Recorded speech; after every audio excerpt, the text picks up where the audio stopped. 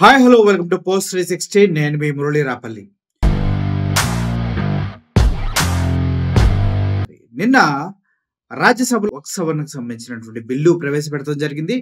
దానికి మెజారిటీ సభ్యులు ఓకే చేయడంతో వక్ఫ్ బోర్డు సవరణకు సంబంధించినటువంటి సవరణ బిల్లు ఆమోదం పొందడం కూడా జరిగింది. అయితే ఈ క్రమంలో అటు బీహార్ ముఖ్యమంత్రి నితీష్ కుమార్, ఆంధ్రప్రదేశ్ ముఖ్యమంత్రి చంద్రబాబు నాయుడు గారు వక్ఫ్ సవరణ బిల్లుకి మద్దతు ఇవ్వడం జరిగింది. సో ఈ కారణంగా బిల్ పాస్ అయింది. దానికి సంబంధించిన కార్యాచరణ కూడా స్టార్ట్ అవబోతుంది.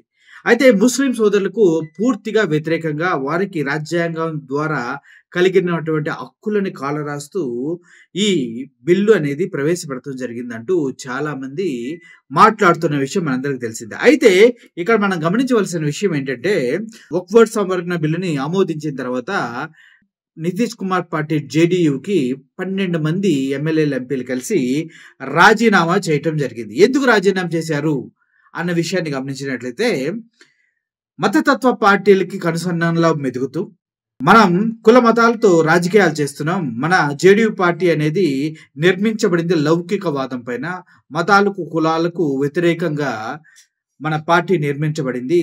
దీన్ని మేము పూర్తి స్థాయిలో వ్యతిరేకిస్తున్నామంటూ 12 మంది జేడీయూ పార్టీకి రాజీనామా చేసేయటం జరిగింది.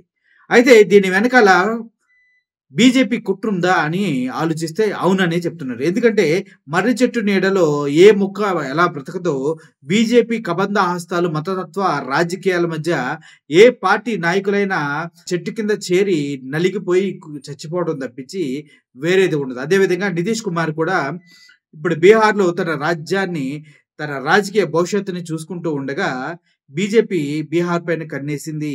నితీష్ యొక్క పేరుని, పరపతిని మొత్తాన్ని నితీష్ కుమార్ని పూర్తి స్థాయిలో నిరాయుధుడిని చేసి అక్కడ బీజేపీ పాగా వేయాలన్నదే బీజేపీ పార్టీ యొక్క ముఖ్య ఉద్దేశం అని తెలుస్తుంది. సో ఇప్పుడు బీజేపీ పార్టీ ఎక్కడికి వెళ్ళినా తన స్ట్రాటజీ ఇలాగే ఉంటుంది. ఆ లోకల్ గా ఉన్న పార్టీల్ని, ఆ పార్టీ నాయకుల్ని తొక్కేసి అక్కడ బీజేపీ పార్టీని విస్తరించుకుంటూ వెళ్తుంది. అది అందుట్లో భాగంగానే నితీష్ కుమార్ ప్రభుత్వంలో ఎమ్మెల్యేలుగా ఉన్నటువంటి 12 మంది రిజైన్ చేసి వెళ్ళిపోవడం జరిగింది. ఇది కేవలం బీహార్కే సంబంధించిందా అంటే కాదు. రాబోయే కాలంలో ఆంధ్రప్రదేశ్లో కూడా సేమ్ సిచ్యువేషన్ రిపీట్ అవబోతుంది అంటూ చెప్తున్నారు. ఎందుకంటే చంద్రబాబు నాయుడు కూడా బీజేపీని పక్కన పెట్టుకొని బీజేపీ వాళ్ళు చెప్పినట్టుగా మతతత్వ రాజకీయాలని రెచ్చగొడుతూ మతతత్వ భావజాలాలని కూడా ఆంధ్రప్రదేశ్లో ప్రబలేలాగా ఆయన చేస్తూ ఉన్నారు. కాబట్టి రాబోయే రోజుల్లో చంద్రబాబు నాయుడు గారి సీటు కింద కూడా మెల్లగా బీజేపీ చేరి ఆయన్ని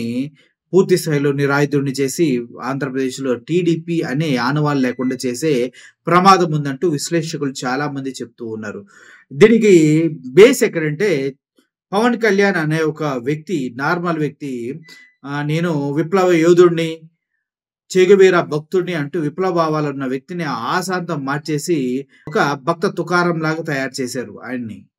దానికి కారణం ఏంటి? రాబోయే రోజుల్లో బీజేపీకి ప్రతినిధిగా ఆంధ్రప్రదేశ్లో పవన్ కళ్యాణ్ ఉండబోతూ ఉన్నారు. దానికి సంబంధించి పవన్ కళ్యాణ్, చిరంజీవి, నాగబాబు కలిసి బీజేపీలో చేరి ఈసారి బీజేపీ తరఫున వాళ్ళ పార్టీని ప్రభావితం చేసే వ్యక్తులుగా తీర్చిదిద్దుకునే క్రమంలో భాగంగానే పవన్ కళ్యాణ్కి సనాతని అనే ముద్రేసి ప్రజల్లోకి వదిలిపెట్టారనేది వాస్తవం. దీన్ని వెనక ఆలోచించినట్లయితే చాలా కాలం జరిగిన కుట్ర ఉంది.